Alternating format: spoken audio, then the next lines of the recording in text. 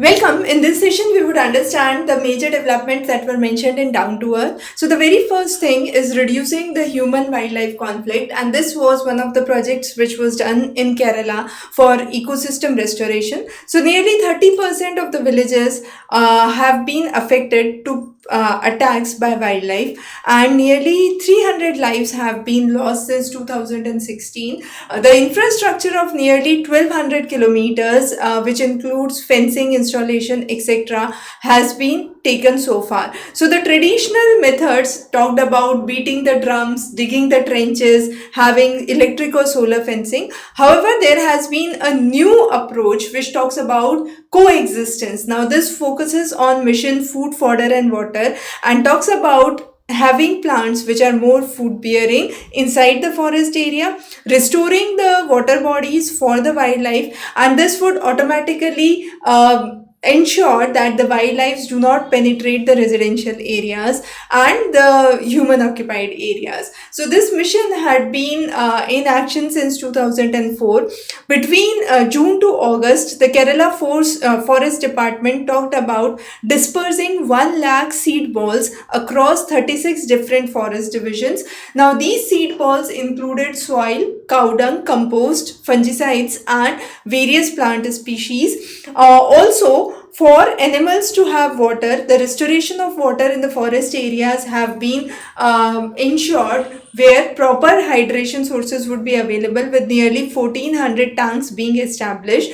So, standard wild germination and mission initiative germination are some of the techniques through which this has been taken into account to ensure there is a significant reduction in human wildlife conflict. The next important is India's climate code. Now we are trying to understand the extreme climate events that are affecting the nation, not only India but globally. And in India, we have seen an increase in the temperature by 0.9 degrees Celsius, with warm days increasing from 5 to 10 days additionally per decade across India, which is very high. Now this affects agriculture, productivity, and public health.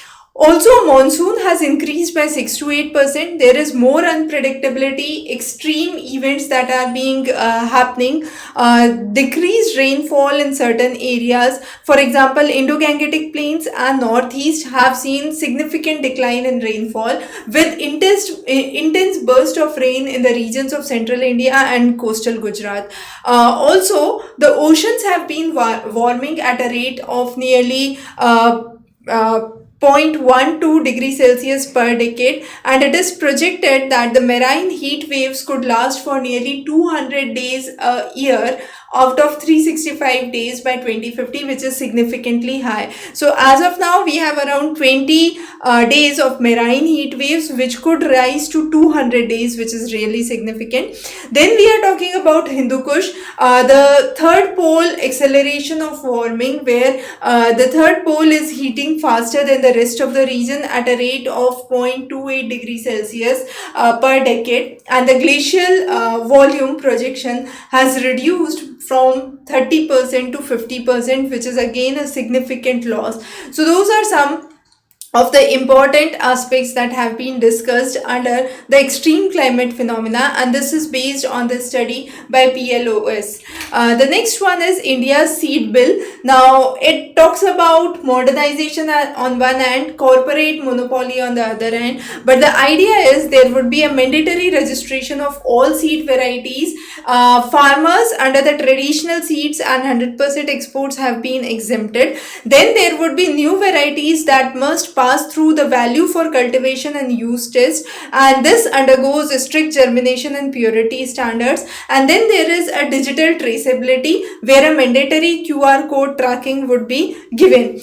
However, there have been opposition on the same bill, talking about treating women networks or food producer organizations as commercial operators, focusing on corporate, hybrid, and diverse use, and then reliance on digital portals, which have been affecting the small farmers who actually do not have basic infrastructure or basic internet or digital access. The next is the ultra processed food. Now we have been consuming ultra processed food through years. Some of the common examples includes chips, biscuits, soft drinks, and there have been more than 3,800 scientific papers which have talked about the conflict of interest which pertains to ultra food producing companies, the manufacturers, and the health. So if we talk about the corporate strategies, they are funding the science projects, they are positioning themselves for partnering with government policy making and are doing aggressive marketing for the same. However, these ultra processed fast foods have come up with significant health consequences. For example, obesity, type 2 diabetes, hypertension, heart disease, kidney disease, and digestive disorders.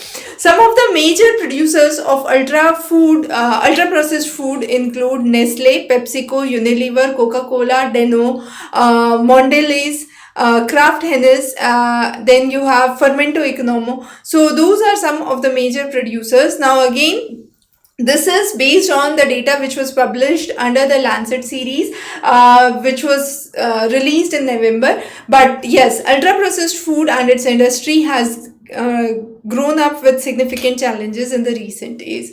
The next is the rights in transit. So Odisha forest rights have been talked about. So first of all, the forest officers seized a truck which was carrying kendu leaves from Kalahandi Gram Sabha, and this was claimed as illegal. Then the villagers insisted that there was a valid transit permit under the Forest Right Act. Then there was a protest which was led by KGMS, and then they were demanding their own ownership rights, and finally the court released the orders to release the truck, and this was a win for the community forest rights. Now there has been a legal divide. The forest department views talks about the old prevailing laws where kendu leaves are considered as nationalized product controlled by the state, with restricted trade, deregulated villages specifically being allowed for independent trade, and then mapping issues where the CRF, the community forest reserve boundaries, have been confused, and there has to be a need for official assessment. The Gram Sabha, on the other hand, talks about the fact that the forest right overrides the older laws, and then there are ownership rights and direct trade relations that must be taken into account. So nearly 4 crore of revenue is generated by 84 Gram Sabhas by selling kendu leaves. This has a significant impact on the immigration, on the income levels, and the fairer distribution.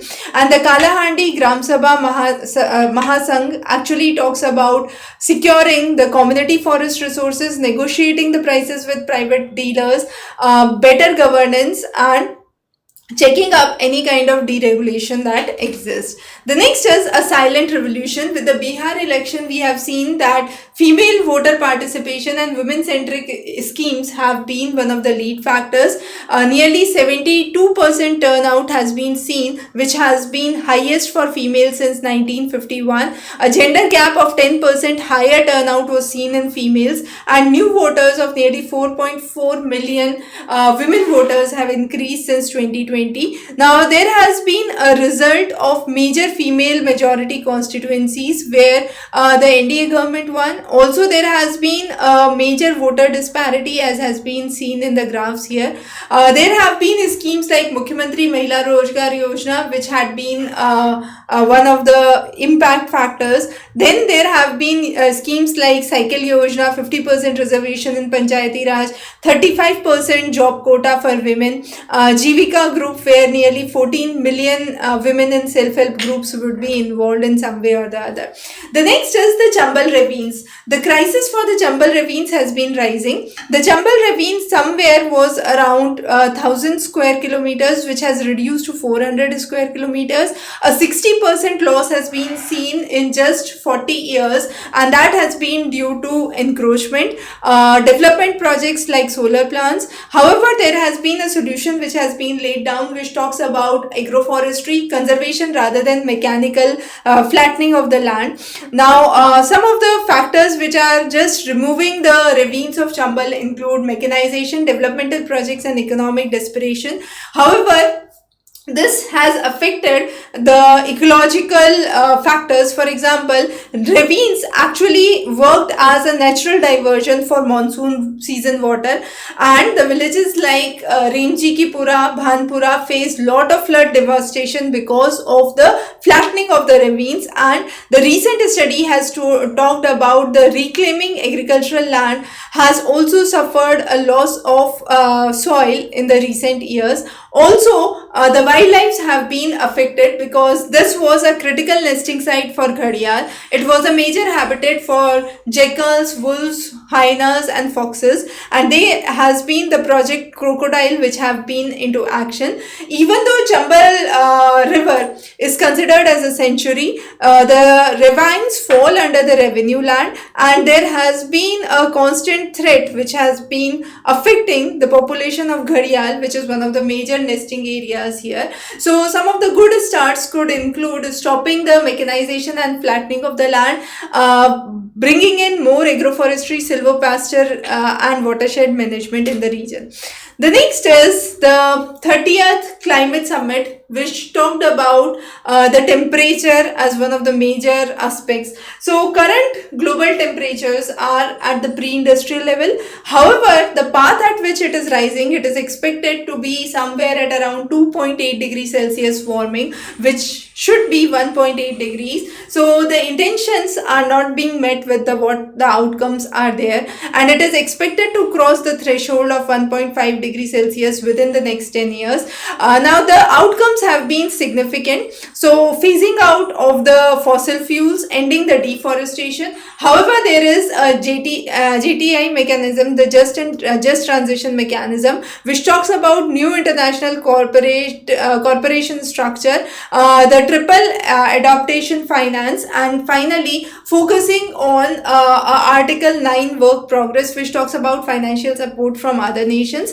Now this conference was also focusing on the financial crisis. So climate finance, ambition gap, transparency, and trade measures were the major pillars of it, focusing on the geopolitical tensions, the global north and global south strategy, and the reality check for the same. And finally, one of the case studies has been taken from Philippines, where human cost versus the negotiation speed has been discussed. So the first impact was a typhoon Kalmagi, then there was a super typhoon Fangfong, and there was a real disconnect where villagers were totally devastated.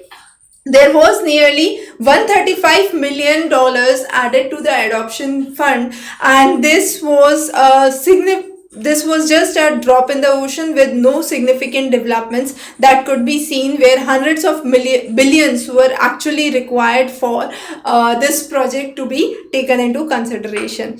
The next thing is the progress and paralysis that we have seen. As we talked about the just transition mechanism, it is a win for developing nations which aim to coordinate with international cooperation capacity building, but they are falling short of the acknowledgement from developed nations, and they have been omitted responses. For example, UK and EU had been advocate of supply chain diversification. Uganda, Ethiopia talking about preferred term. South Africa warned of the socio-economic risk, environmental risk, and China has opposed any mention altogether. The final outcome has been the minerals have been excluded. What has been included is the labor rights, indigenous safeguards, and educational skills. And then the climate finance, as we said, has been very, very important. So the developing countries demand somewhere around 300 billion target, and under the Article 9.3 there has been mobilization of funds from various routes, but only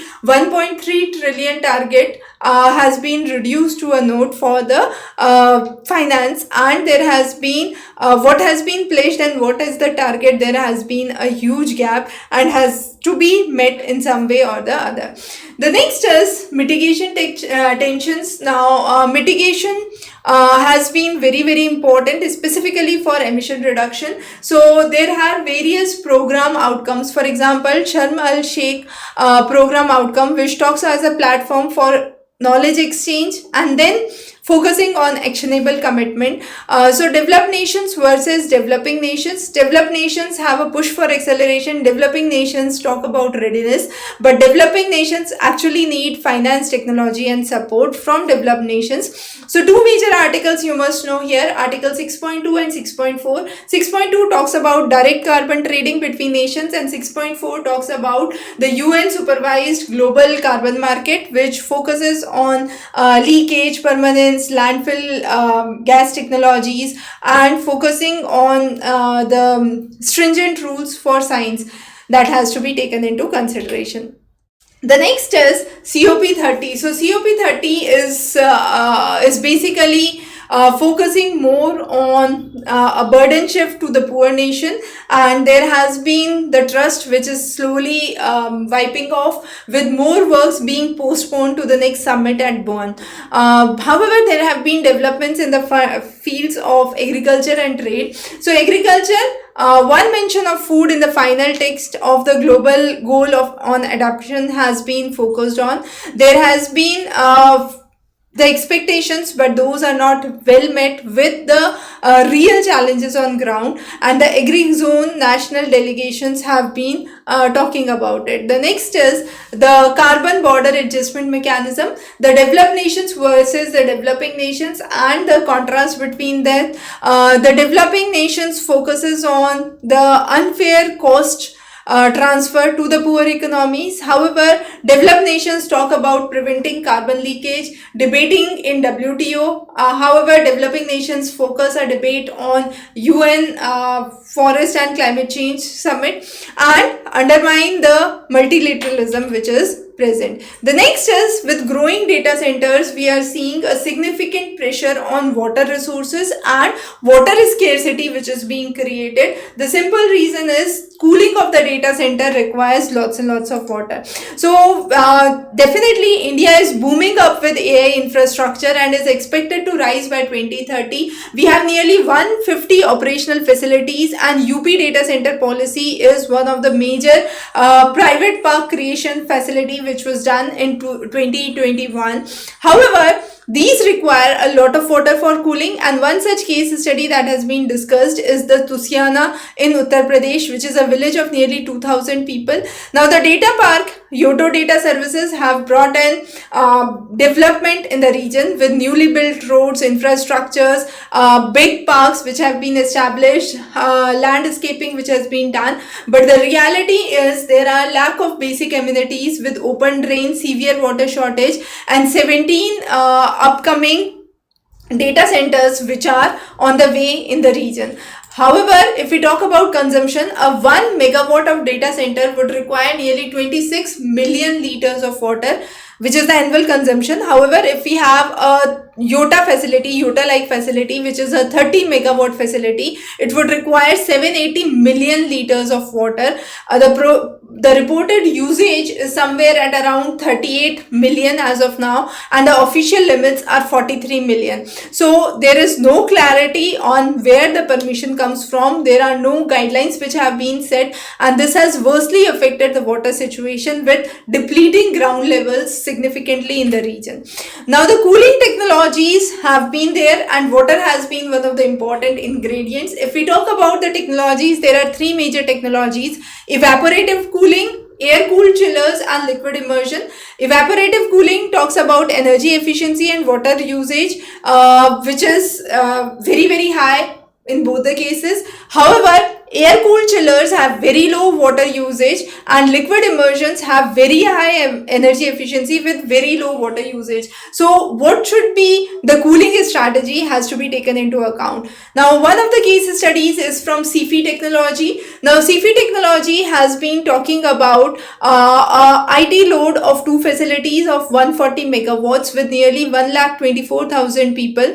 The domestic water is equivalent to the CFE's consumption, which is 6 billion liters across India, and this is where the real gap lies. So if we talk about the regions like Noida, the groundwaters are already overexploited with the extraction of 104% of natural replenishment. Bangalore, there is no net recharge. Maledhali is one of the areas where villages are struggling for even basic water supply, while data centers are expanding at a boom. There has been a transparency void with Adani Konix, Nextra by Airtel, ST Media, and Amazon.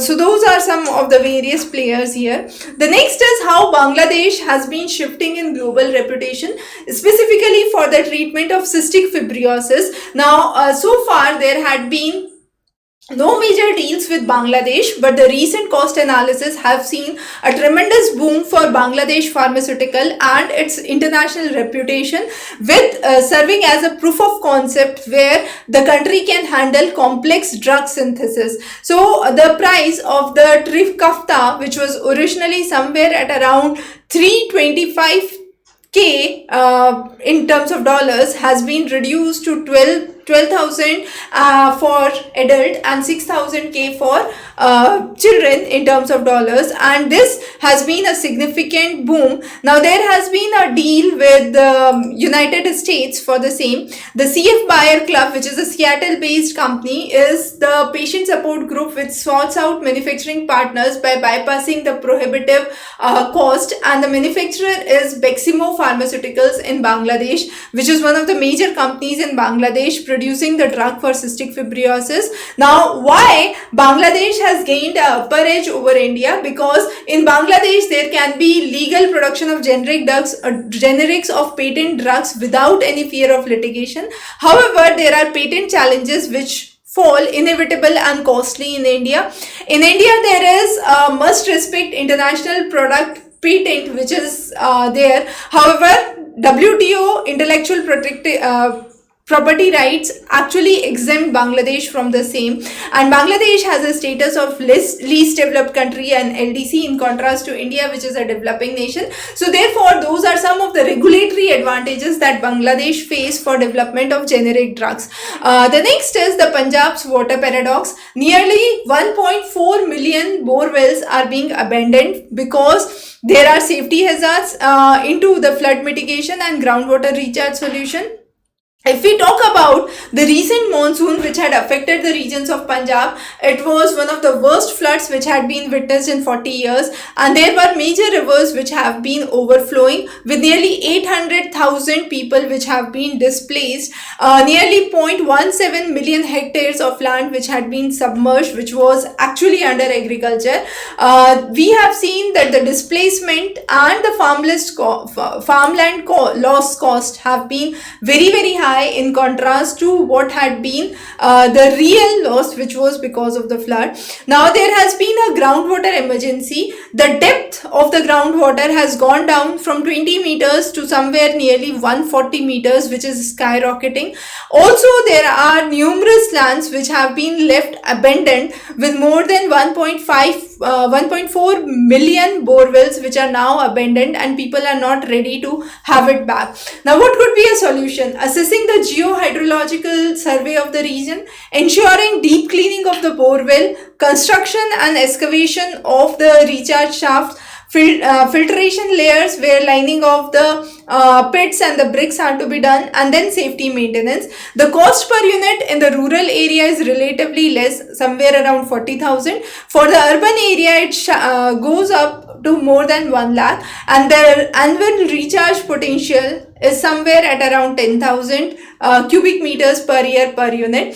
The proof of concept is simple. There is a multiplier effect. The groundwater level, the measured rise in the groundwater table sets up for recharge levels which lead to better crops, improved irrigation consistency and higher farmer income. So the current status is what you can see in the orange box here. However, with the recharge, this is what can be achieved with better farmer income, better flood safety, better ground level irrigation and crop yield that can be witnessed. So a proper planning is required for the Punjab farms. The next is there has been a new climate regime which Earth is entering. The predictability is no more. The greenhouse gases have actually triggered the pattern, and there is a critical status level where decoupling of weathers from seasonal norms have been taking place. 100% states have been affected, and 1,500 days of monitoring has been done by Center for Science and Environment. Now the acceleration of the extremes have been seen, which are sixfold. In 2023, the affected areas were somewhere around 5 or 6, and these have shot up to 36. And this is within a short window of January to September alone for 2025. We are trying to decouple from the historical norms, and we have seen that the months from April to August saw highest number of severe patterns, either monsoon patterns that were witnessed, and they have led to significant damages.